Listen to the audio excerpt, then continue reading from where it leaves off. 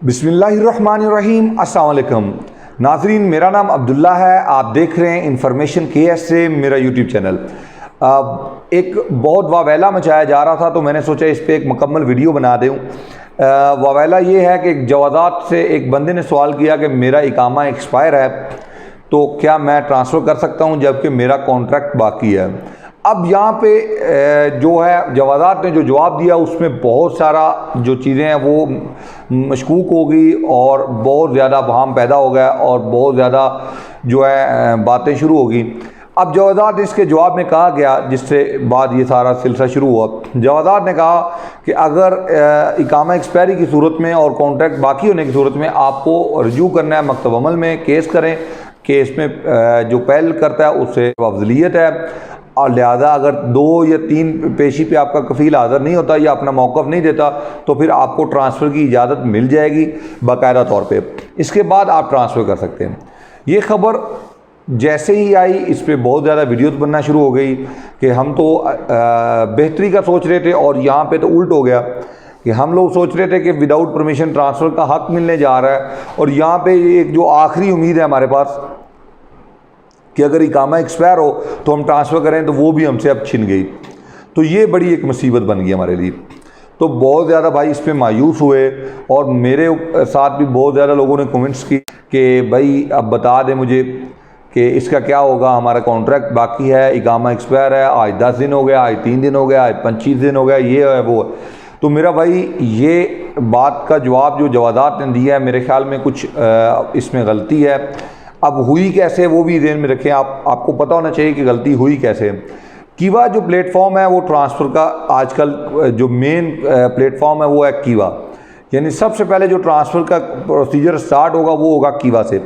अब कीवा जो प्लेटफॉर्म है ये एक अलग अदारा है, लेकिन ये अदारा एक कह लीजिए कि लिंक है मकतब अमल के साथ। ठीक है जी, ये मकतब अमल का ही एक अदारा है, इसे हम बोलते हैं कीवा। अब कीवा पे हम कॉन्ट्रैक्ट किसी भी कंपनी का एक्सेप्ट करते हैं, उसके बाद अगला प्रोसीजर शुरू होता है। जैसे ही हम कॉन्ट्रैक्ट एक्सेप्ट करते हैं तो 3 ऑप्शन आते हैं हमारे पास। इनमें से तीनों में से एक आएगा pending completing Absher bye new employer, जो कि हमारे लिए बहुत फ़ायदेमंद है कि अब तलब चली गई नए कफ़ील की तरफ। जैसे ही हमने एक्सेप्ट की तलब नए कफ़ील की तरफ चलेगी कि वो अपने अबशर या मुकीम से जाके एक्सेप्ट करे, दैट से ट्रांसफ़र मुकम्मल हो जाएगा। मुसस्सा है तो या फ़र्दी है तो अबशर से, अगर शिरका है तो मुकीम से। इसी तरह दूसरे नंबर पे आता है pending for current employer approval. ये भी एक मुसीबत है कि आपके जो करंट कफ़ील है उसकी तरफ पेंडिंग में चली जाए कि वो इसको अप्रूव करे। अगर वो इसको 14 दिन के अंदर अप्रूव नहीं करता तो ये तलब ऑटोमेटिक कैंसिल हो जाएगी। इसमें एक लास्ट चीज़ है वो है pending for notice period 90 days. ये 3 चीज़ें हैं जी। ठीक है जी। अब तीनों चीज़ों में आपके फ़ायदेमंद 2 चीज़ें हैं, एक तो बिल्कुल आपके नुकसान में, यानी 90 दिन नोटिस पीरियड भी आपके फ़ायदे में है कि 90 दिन बाद बगैर परमिशन के विदाउट आपके कफ़ील की इजाज़त से आप ट्रांसफ़र कर सकते हैं। नंबर 2 पे जो अगर pending completing Absher bye new employer आ गया तो दैट्स इट, मामला ही ख़त्म हो गया। अगर करंट एम्प्लॉयर अप्रूवल आ गया तो फिर ये मरबूत हो जाएगा आपके कफ़ील के साथ कि वो आपको इजाज़त दे तभी आप ट्रांसफ़र कर सकते हैं, अदरवाइज़ नहीं कर सकते।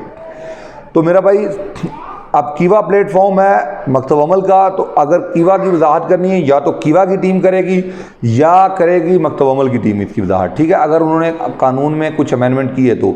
इससे पहले आप लोग जानते हैं इकामा एक्सपायरी के ऊपर ट्रांसफ़र हो रहे हैं, कोई इशू ही नहीं बना, आज तक कोई इशू नहीं बना, इंशाअल्लाह ताला आगे भी नहीं बनेगा।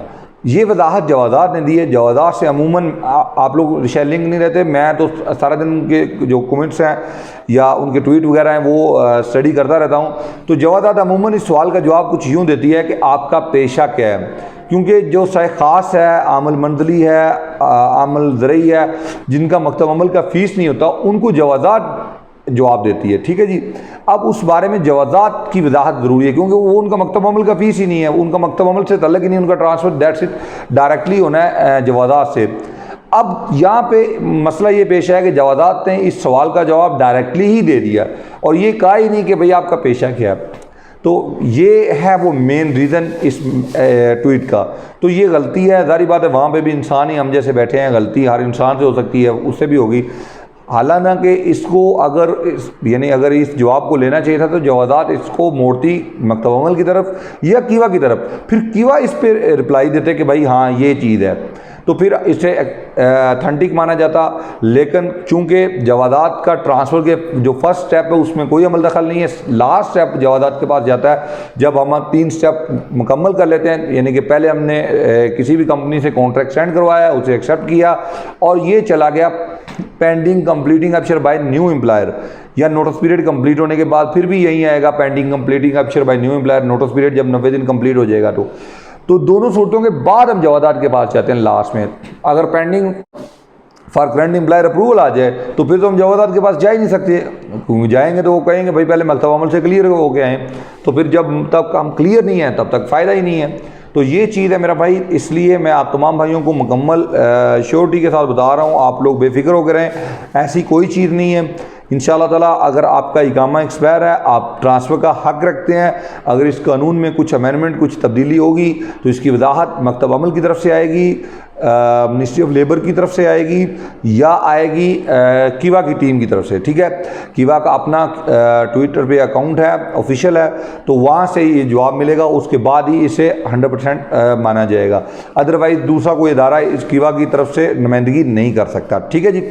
یہ چیز ہوگی، اس سے آپ کو بتا دیا ہے کہ اگر آپ کا کانٹریکٹ باقی ہے اور اقامہ ایکسپائر ہے، دیٹس اٹ، آپ ٹرانسفر کر سکتے ہیں، کوئی ایشو نہیں۔ ایک بڑی سخت شرط ہے، میں آپ کو بتا دوں کہ اگر آپ کا 1 سال کا کانٹریکٹ باقی ہے اور آپ نے طلب ایکسیپٹ کر لیا اور یہ چلے گی نوٹس پیریڈ کی عوض میں 90 دن بعد آپ کا ٹرانسفر ہو جائے گا، اب جتنی سیلریز باقی ہیں نا، یہ تمام کی سیلری کا آپ کو پے کرنا پڑے گا جرمانے کے طور پہ۔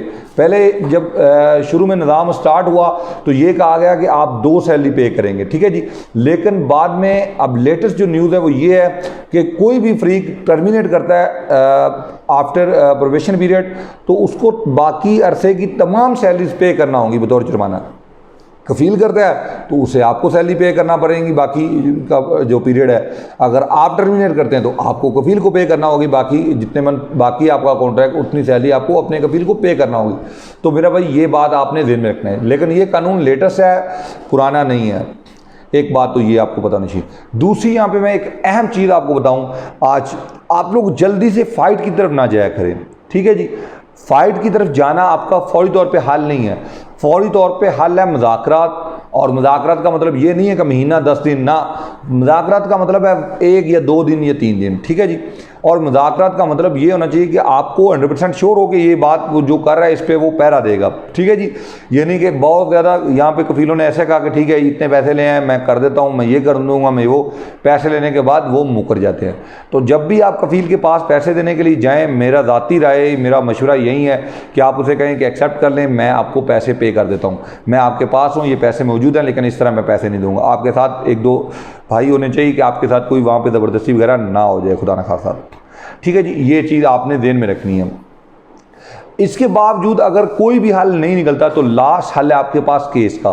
پھر آپ نے کیس اس طرح کرنا ہے جیسے بالوں میں چنگم لگتی ہے نا، اس طرح کی صورتحال میں کرنا ہے، پھر پیچھے ہٹنے والی آپ کے پاس کوئی بات نہیں ہونی چاہیے، اور آپ نے کمپنی کو بتانا ہے کہ بھائی جب لاسٹ میں اگر سچا ثابت ہوا تو میں یہ جو تمام پیریڈ جا رہا ہے اس کے جو ایکسپینسز ہیں اس کا بھی کیس آپ کے اوپر کرنے والا ہوں۔ یاد رکھیں آپ، میں مذاکرات کے دروازے کھلے رکھتا ہوں لیکن میں پیچھے ہٹنے والا اب نہیں ہوں، یہ چیز ذہن میں رکھیں۔ اور یاد رکھا کریں جب کمپنی ظلم کرتی ہے، زیادتی کرتی ہے تو کسی ایک شخص کے ساتھ نہیں کرتی، سب کے ساتھ کرتی ہے۔ تو سب کو بتائیں کہ خدا کے لیے اگر کسی ایک شخص کے ساتھ ظلم ہو رہا ہے نا تو اس کا مطلب ہے کمپنی اب تمام کے ساتھ ظلم کرے گی۔ لیکن ہم میں سے بھی کچھ لوگ ہیں جو بلا وجہ جو ہے ایک چھوٹی سی بات کا بتنگڑ بنا لیتے ہیں، ایک چھوٹی سی بات جو کہ سرے سے اس کا کوئی تعلق ہی نہیں ہوتا اس کو بہت بڑی بنا دیتے ہیں، تو اس کے بعد جو ہے آپ کے پاس واپسی کا راستہ ہی نہیں رہ جاتا۔ تو اس سے آپ نے گریز کرنا ہے کہ اس طرح کی کوئی چیز نہ کیا کریں، ٹھیک ہے۔